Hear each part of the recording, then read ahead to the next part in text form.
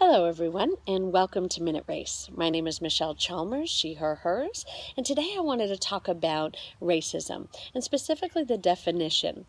The definition of racism is racial prejudice plus power. So understanding that racism must have the element of power in order to be considered racism. And so what I mean by that is that you can have a racial prejudice, a racial bias interpersonally, but without that element of power to it, where you can affect someone's livelihood, where they work, where they live, the health care that they receive, and other ways that racism shows up systemically.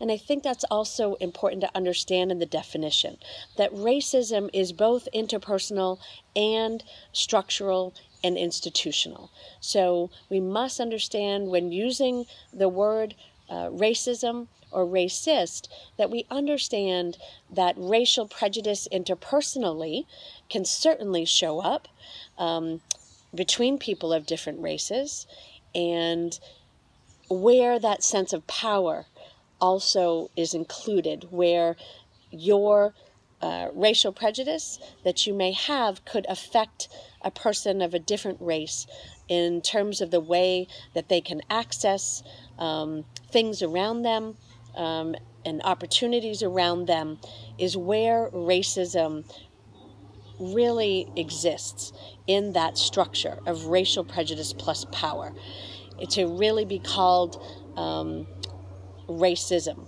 And so understand that racism, again, is not only interpersonal, where two people or groups of people could have racial prejudice and have a power structure, that really in this country under white supremacy, that power is held by white people.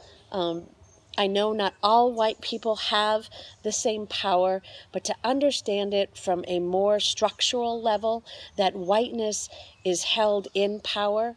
If you think about the institutions of housing and justice and employment and healthcare and education, those systems have been, over the years, the power structure is held by white people and by white culture.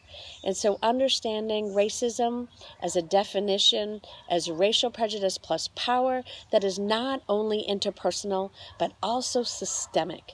Understanding that it is a system that is embedded in all of our institutions that we have in this country, and to understand that we could get rid of all the racial prejudice and that racism would still exist because it is embedded into many of the laws and the systems that are in place in this country. Thank you for listening to Minute Race, and we'll see you again.